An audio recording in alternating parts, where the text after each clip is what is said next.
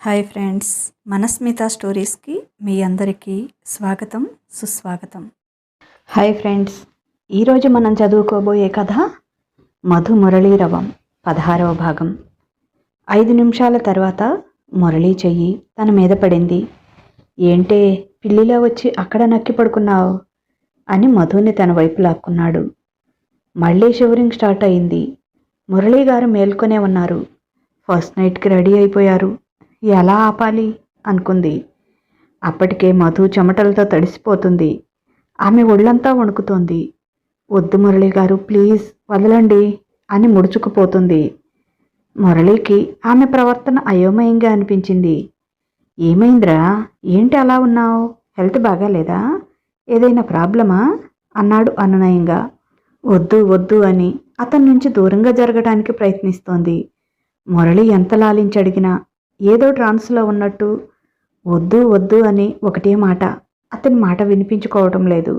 Morning వరకు బాగానే ఉంది కదా, సడన్గా ఏమైంది? ఇలా బిహేవ్ చేస్తోంది.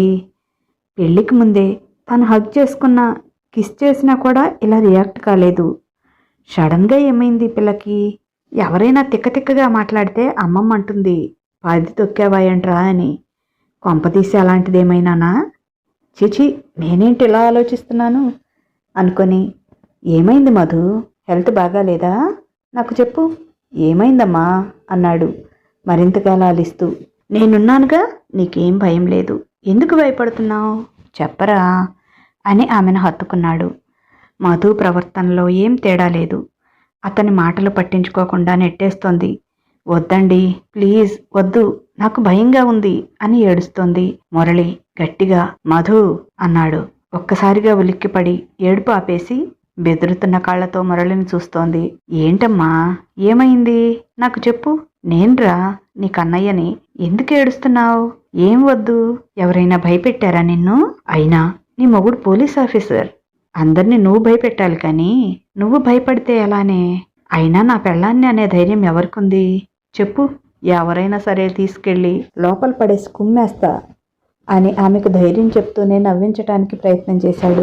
ఏడవటం లేదు కానీ మధులో షివరింగ్ మాత్రం తగ్గలేదు. మురళి లేచి కూర్చొని మధుని తన వడిలో పడుకోబెట్టుకొని తల నిమురుతూ, నిద్రొస్తుందా, పడుకుంటావా అన్నాడు. అవును అన్నట్లు తల ఊపింది. దానికి ఏడవటం ఎందుకు చెప్పాలి కానీ, నిజం చెప్పు, ఎందుకు ఏడుస్తున్నావు అన్నాడు. అది అది మనకి ఫస్ట్ నైట్ వద్దండి, నాకు భయం, నాకు ఇష్టం లేదు, మనం ఇలానే ఉందాం అంది. ఫస్ట్ నైట్ వద్దా? ఓకే అలాగే కానీ దానికి ఏడవటం ఎందుకు? ఆ మాట చెప్తే సరిపోతుంది కదా. నా మధుకి ఇష్టం లేనిది ఏది నాకు కూడా ఇష్టం ఉండదు, నీకు తెలుసుగా. అయినా అంతలా భయపడుతున్నావెందుకురా? నేనంటే కూడా భయమా నీకు అన్నాడు. లేదు, మీరంటే భయం కాదు, ఇష్టం, కానీ ఫస్ట్ నైట్ అంటేనే భయం అంది తలదించుకొని. అవునా, ఆ విషయం ముందే చెప్తే సరిపోతుంది కదరా. సరే, ఆ ఫస్ట్ నైట్ విషయం వదిలేద్దాం. రోజులాగా కాసేపు మాటలు చెప్పుకోవచ్చు కదా. దూరంగా ఉన్నప్పుడే రోజు ఫోన్లో అయినా మాట్లాడేదానివి. నీ మాటలకి అలవాటు పడిపోయాను నేను. నువ్వు మాట్లాడకపోతే నాకు నిద్ర పట్టదురా. కాసేపు మాట్లాడుకొని ఆ తర్వాత బజ్జుందాం, సరేనా అన్నాడు. హుషారుగా లేచి కూర్చుంది. నిజంగానా అంది. నిజంగానే. నా మాట మీద నమ్మకం లేదా నీకు? ఎప్పుడైనా నేను అబద్ధాలు చెప్పానా అన్నాడు. లేదు, ఎప్పుడూ చెప్పలేదు, మీరు చాలా మంచివాళ్ళు అంది. ఆమెని అలా అలా మాటల్లోకి దించాడు. కాసేపటికి మామూలుగా అయిపోయింది మధు. ఈ శారీ చాలా బాగుంది, నువ్వు కట్టుకుంటే ఇంకా ఇంకా బాగుంది అన్నాడు.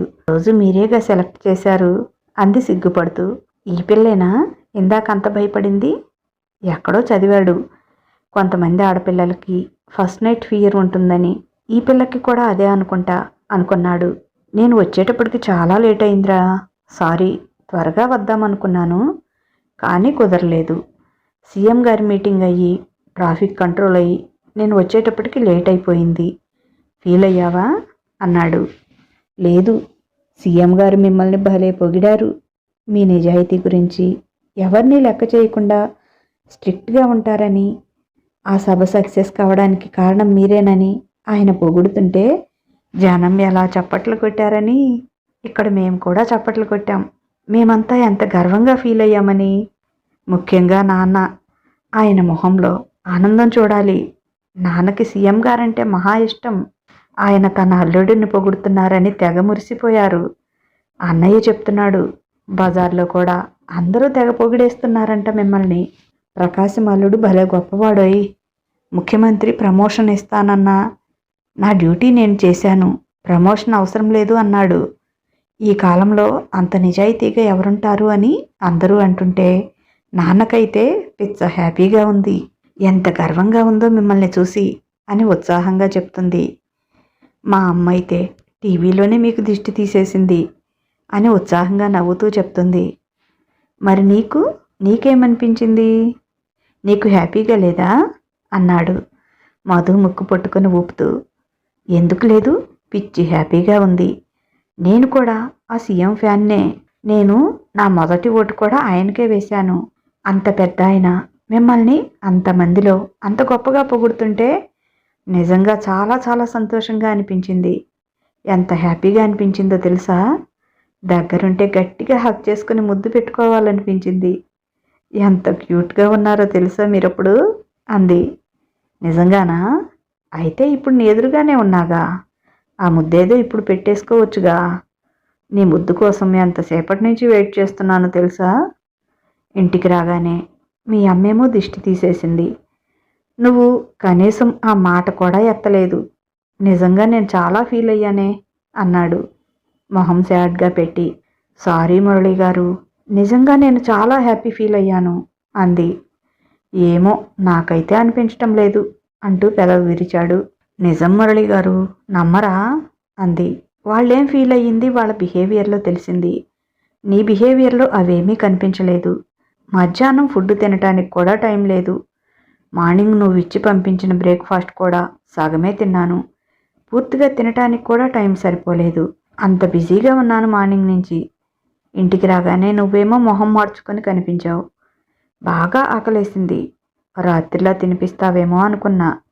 కనీసం కర్రీ వేయమన్నా నా మాట కూడా వినిపించుకోలేదు. నువ్వు అలా మూడ్ ఆఫ్లో ఉంటే నాకు తినాలనిపించక చెయ్యి కడిగేసుకున్నాను.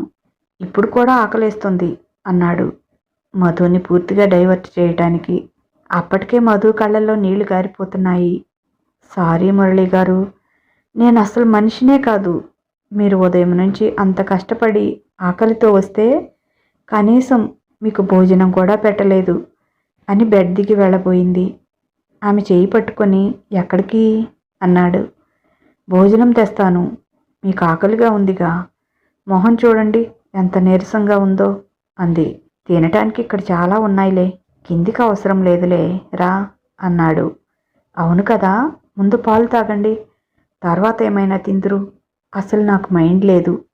అమ్మ రూమ్లోకి వెళ్ళగానే ఫస్ట్ మీకు పాలు ఇవ్వమంది. నాకు అసలు ఆ మాటే గుర్తులేదు అని పాల గ్లాస్ తీసి మురళికి ఇచ్చింది. నువ్వే తాగించు అని సైగ చేశాడు. తనే అతనికి తాగించింది. సగం తాగి నువ్వు కూడా ఏమీ తినలేదు, ఈ కొంచెం తాగేసి. నేను స్వీట్స్ ఫ్రూట్స్ తింటాను, అవి కూడా నువ్వే తినిపించాలి అన్నాడు మిగిలిన పాలు మధుకి తాపిస్తూ. పాపిష్టిదాన్ని, నాకేం వచ్చింది అలా బిహేవ్ చేశాను? 5-6 రోజుల నుంచి నిద్రాహారాలు లేకుండా కష్టపడుతున్నారు అని తెలిసి కూడా ఎంత నిర్లక్ష్యంగా ఉన్నాను. ఇంటికి వచ్చిన మనిషికి కనీసం కడుపు నిండా భోజనం కూడా పెట్టలేకపోయాను అని తన్ను తాను తిట్టుకోసాగింది. బుజ్జమ్మ, నిన్ను నువ్వు తర్వాత తిట్టుకుందువు గాని నాకు ఆకలిస్తుంది, ఏమైనా తినిపించవే అన్నాడు. యాపిల్ కోసి తినిపించింది. అమ్మయ్య, పూర్తిగా డైవర్ట్ అయినట్టే అనుకున్నాడు. ఇంక చాలేరా అన్నాడు. ఈ పాలకోవా నీకోసమని స్వయంగా నేనే చేశాను. అమ్మమ్మ చెప్పింది నీకు పాలకోవా ఇష్టమని, అందుకే ఇంటికి రాగానే చేశాను అని పాలకోవా అతని నోట్లో పెట్టింది. ఎలా ఉంది అంది. ఏదో డిఫరెంట్గా అనిపిస్తోంది, స్వీట్ సరిపోయినట్లేదు అన్నాడు. అవునా, అమ్మమ్మ చెప్పినట్లే చేశాను అంది. నువ్వు చూడు అంటూ ఆమె నోట్లో ఓ పీస్ పెట్టాడు. బానే ఉందిగా అంది అది తింటూ. అవునా, ఏది అని మధుని దగ్గరికి లాక్కొని 2 చేతులతో ఆమె మొహాన్ని పట్టుకొని తన పెదవులతో ఆమె పెదవులను జత చేసి ఆమె నోట్లో ఉన్న స్వీట్ని తన నోట్లోకి లాక్కున్నాడు. ఇప్పుడు సూపర్గా ఉంది అని, నాకు ఇలాంటిదే ఇంకొక స్వీట్ కావాలి అని మరో పీస్ తీసి మధు నోట్లో పెట్టి దాన్ని తన నోట్లోకి రాక్కున్నాడు. మురళీ గారు అని సిగ్గుపడిపోయింది మధు. ఆమె మొహం లేత గులాబీ రంగులోకి మారింది సిగ్గుతో. ఆమెను గట్టిగా తన కౌగిల్లో బిగించి, రాక్షసి, మార్నింగ్ నుంచి ఎంత వెయిట్ చేస్తున్నానో తెలుసా? ఈ హగ్గు కోసం, ఈ ముద్దు కోసం. ఎంత వర్క్ టెన్షన్లో ఉన్నా ఎటు చూసినా నువ్వే కనిపిస్తున్నావు అని ఆమె పెదవులు అందుకున్నాడు. అతని ముద్దుల మాయలో పడి అతని చుట్టూ తన చేతులు పెనవేసింది. అతని ముద్దు పెదవులపై నుంచి మెడ మీదకి, అక్కడ నుంచి ఎద మీదకి, అక్కడ నుంచి పొట్ట మీదకి, నడుము మడతల్లోకి, నాభి లోతుల్లోకి, అలా అలా ఆమె మేనంతా అతని పెదవులపైన కొనసాగుతోంది.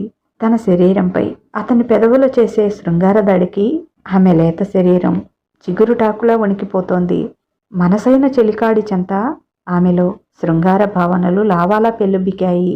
కన్నా అంటూ అతని మొహం, ఛాతీ అంతా తన పెదవి ముద్రలు వేస్తుంది. అతన్ని గట్టిగా హత్తుకుంటుంది. ఇంతకు ముందు ఉన్న ఫియర్ ఇప్పుడు లేదు.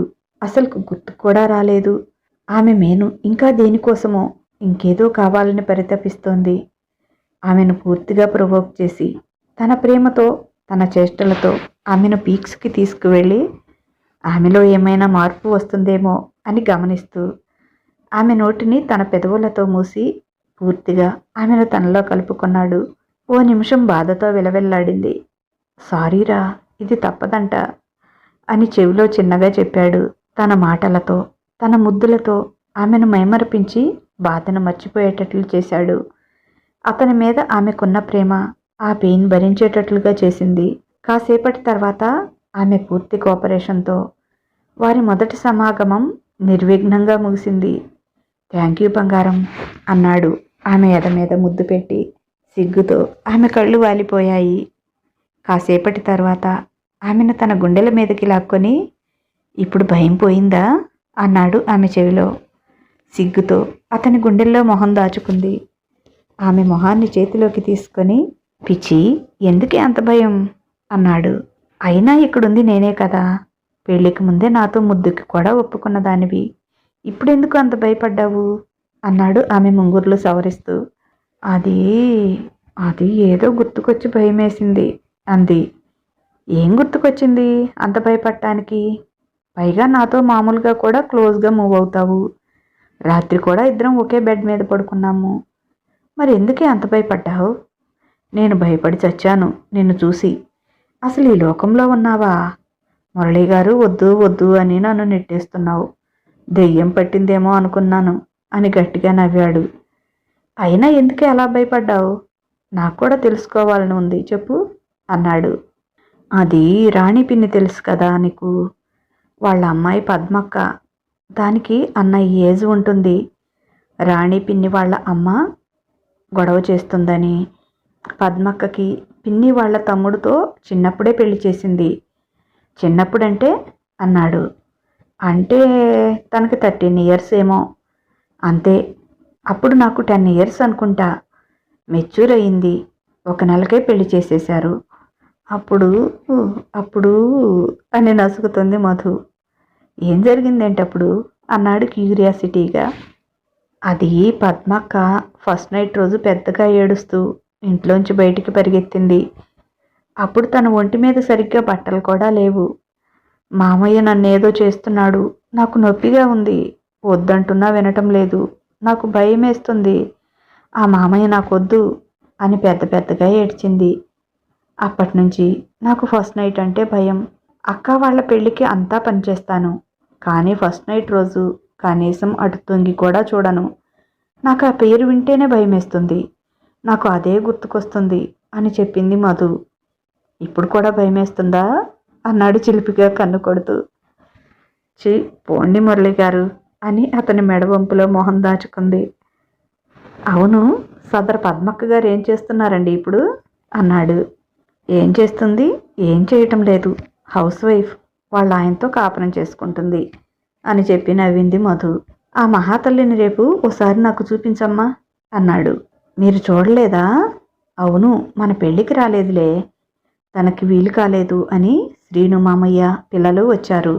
ఈ బ్లాక్ బ్యూటీ ఎవరు, క్యూట్గా ఉంది అన్నావే, అదే దాని కూతురు. ముందు ఇద్దరు ట్విన్స్ మగపిల్లలు. మన పెళ్లిలో గొడవ గొడవ చేసి ఆడుతూ ఉన్నారు, చూసే ఉంటావు అంది. వెరీ నాటీ బాయ్స్ అని చెప్పింది. నిన్ను అంత భయపెట్టి తను మాత్రం 3 పిల్లల్ని కనేసిందా? ఓసే పిచ్చి ముద్దు, ఇంత పిచ్చిదానివేంటే? అయినా తనకప్పుడు 13 ఇయర్స్ ఏజ్ అంటున్నావు. ఎంత చిన్న పిల్ల తను? ఏమీ తెలియని పిల్ల భయపడిందంటే అర్థం ఉంది. డిగ్రీ చదివి 20 ఇయర్స్ ఏజ్ వచ్చింది నీకు. పైగా నేనంటే ప్రాణం ఇచ్చేంత ఇష్టం. అన్నీ తెలిసిన నీకు భయమేంటే? కనీసం తను 3 పిల్లల్ని కన్న తర్వాత అయినా తెలియాలి కదా నీకు. ఫస్ట్ నైట్ అంటే అంత భయంకరమైంది కాదని అన్నాడు. లక్ష్మక్క కూడా చెప్పింది. ఓసేయ్, అది ఆ ఒక్కరోజైనా ఏడ్చింది, తర్వాతంతా బాగానే ఉంది కదా అని. 3 పిల్లల్ని కూడా కందే, ఇంకా నీకు భయమేంటి అని చెప్పింది. కానీ మురళి గారు, నాకు మాత్రం అదే గుర్తుకొచ్చింది. చిన్నప్పటి నుంచి అదే నా మైండ్లో ముద్ర వేసుకుంది. ఫస్ట్లో ఏమీ లేదు, కానీ పూజ అయిన దగ్గర నుంచి నాలో విపరీతంగా నాకే తెలియకుండా టెన్షన్ ఎక్కువైంది. పాపం మిమ్మల్ని అస్సలు పట్టించుకోలేదు కదా, పిచ్చిగా బిహేవ్ చేశాను కదూ, ఫీల్ అయ్యారా అంది. ఫీల్ అయ్యేదేంటి, నీ పిచ్చి బిహేవియర్ చూసి భయంతో వణికి చస్తే అన్నాడు నవ్వుతూ. నిజంగానా? సారీ కన్నా, ఇంకెప్పుడు అలా చేయనులే అంది. ఇంక నీకు అంత ఛాన్స్ ఇవ్వనులేమ్మా అని. మళ్ళీ చేసుకుందామా ఫస్ట్ నైట్? ఇందాక నీకు మళ్ళీ ఎక్కడ తిక్కలేస్తుందో అని భయపడుతూనే కానిచ్చాను. ఈసారి భయం లేకుండా హార్ట్ఫుల్గా ఎంజాయ్ చేద్దామా అన్నాడు ఆమె చెవిలో. సిగ్గుపడుతూ మరింతగా అతనిలో ఒదిగిపోయింది. ఉదయమే శారద కూతుర్ని లేపి తీసుకువెళ్ళి స్నానం చేపించి, మురళికి కూడా నీళ్లు పెట్టు, తలస్నానం చేయమను అంది. కాసేపు పడుకోనిమ్మా, పాపం వారం రోజులుగా అస్సలు రెస్ట్ లేదు అంది. తర్వాత పడుకుంటాడులేవే, ముందు లేపు అంది శారద. ఇక తప్పక వెళ్ళి మురళిని లేపింది. మధుని తన మీదకి లాక్కొని కౌగిలించుకొని అలాగే పడుకున్నాడు. ఏంటి కన్నా ఇది, నిన్ను లేపటానికి నేను వస్తే నన్ను కూడా పడుకోబెట్టేశావు ఇక్కడ. అక్కడ మీ అత్తగారు గొడవ చేస్తుంది. మార్నింగ్ ఎవరూ లేవకముందే స్నానం చేయాలంట. లే బాబు అంది. నాకు అలాంటి పట్టింపులన్నీ ఏమీ లేవు, కామ్గా పడుకోవే. రాత్రంతా నిద్రపోనివ్వకుండా మళ్ళీ పొద్దున్నే తయారయ్యావు అన్నాడు. హవ్వా, నేనా అంది. మరి నేనా అని ఆమె మెడ మీద చిన్నగా కొరికాడు. బాబు, ఇప్పటికి పెట్టిన ఘాట్లు చాలు, అందరూ అడిగితే వాటి గురించి ఏం చెప్పుకోవాలి నేను అంది బొంగమూతి పెట్టుకొని. ఎవరే అడిగే బుద్ధి తక్కువ వాళ్ళు? ఫస్ట్ నైట్ ఇలాంటివి కామన్ అని చెప్పు, ఇంకా మాట్లాడితే బొక్కలో వేస్తామని చెప్పు అన్నాడు. ఓ, ఇది మరీ బాగుంది. ఎంత పోలీస్ అయితే మాత్రం అడిగిన వాళ్ళనల్లా లోపలేస్తావా ఏంటి? లే స్వామి, స్నానం చేసి వచ్చి మళ్ళీ పడుకో. ఫస్ట్ ఈ బెడ్షీట్ తీయాలంట, లే అంది. ఇదెక్కడిగోలే, నిద్రపోనివ్వవు అన్నాడు. ఇంతలో వాకీటాకీ సౌండ్ చేయటంతో చెయ్యి చాపి అది తీసుకొని, ఓకే, మీరెవరిని వదలొద్దు, కీప్ ఇట్ అప్ అంటున్నాడు. అసలు విషయం ఏంటో పూర్తిగా తెలుసుకోండి. అవసరమైతే నేను వస్తాను, ఎప్పటికప్పుడు ఇన్ఫర్మేషన్ ఇవ్వండి అన్నాడు. మనవాళ్ళైనా సరే ఏదైనా తప్పు చేశారని తెలిస్తే తాట తీస్తా, జాగ్రత్తగా డీల్ చేయండి అని చెప్తున్నాడు. ఏమైంది కన్నా అంది ఆందోళనగా. ఏమీ లేదులేరా, 2 టౌన్లో ఏదో మర్డర్ జరిగిందంట. ఏవో పాత గొడవలు. ఇక్కడంతా కులం రాజకీయం మిళితమైపోయింది. దాంతోనే ఈ గొడవలన్నీ. అసలు వాళ్ళంతా బాగానే ఉంటారు, మధ్యలో వాళ్ళేమో ఇలా కొట్టుకు చస్తారు. చచ్చేది వీళ్ళు, అనాథల ఏడ్చేది కుటుంబ సభ్యులు. ఆ వెధవులకేమో అది తెలియదు. నేను ఆ పార్టీకి సపోర్ట్, నేను ఈ కులానికి సపోర్ట్ అని కొట్టుకు చస్తారు. నిన్న సీఎం మీటింగ్ జరిగింది కదా, రూలింగ్ పార్టీ వాళ్ళు ఎక్స్ పార్టీ వాళ్ళ మధ్య ఏదో గొడవ అన్నాడు కోపంగా. మురళి గారు, మీకు భయం లేదా ఈ మర్డర్లు గొడవలు చూస్తే అంది భయంగా అతని వైపు చూస్తూ. పిచ్చి మధు, గొడవలు చూసి భయపడితే పోలీస్ ఆఫీసర్ ఎలా అవుతారే? అలా భయపడేవాడు కనీసం కానిస్టేబుల్గా కూడా పనికిరాడు అని నవ్వాడు. ఏమో, నాకు భయం బాబు అలాంటివి వింటే అంది. మరి అనునిత్యం గొడవలు, కొట్లాటలు, మర్డర్లు వీటితో సహజీవనం చేసే ఆ పోలీస్ ఆఫీసర్తో గొడవలంటేనే భయపడే మధుమ్మ లైఫ్ లాంగ్ ఎలా బతుకుతుందో పాపం. ఇది ఈరోజు కథ. ఎలా ఉంది? మీకు నచ్చితే ఒక లైక్ ఇవ్వండి. మీకు నచ్చితే ఇంకా ఎవరికైనా షేర్ చేసి చదివించండి. ఇక మాత్రం బుద్ధుండగా సీరియల్స్ మాత్రం అస్సలివ్వను. మాటే మంత్రంలో అలాగే అయ్యింది. ఆ 3000 వ్యూస్ మించి రానే రావటం లేదు. ఇక్కడ కూడా అదే తంతు. చాలా చిరాగ్గా ఉంటుంది. స్టోరీ మధ్యలో వదిలిపెట్ట బుద్ధి కాదు, పూర్తి చేయబుద్ధి కాదు. అలా ఉంటుంది పరిస్థితి. కొంచెం వ్యూస్ వస్తుంటే మాకు కూడా రాయాలి రాయాలి అనే తపన ఎక్కువ అవుతుంది. అలా కాకుండా ఉసూరుమంట ఈగలు తోలుకున్నట్టు ఆ 3000కి మించకపోతే ఏం రాయాలనిపిస్తుంది చెప్పండి. ఈ స్టోరీ అయితే తొందరలో ముగించేస్తాను. చాలా పెద్ద స్టోరీ ఇవ్వాలనుకున్నాను. నిజం చెప్తున్నాను, నాకు ఓపిక నశించిపోయింది. నా బాధ మీరు కూడా అర్థం చేసుకోండి. సరేనండి, ఇక ఉంటాను. బాయ్. మీ లక్ష్మీ ఘంట.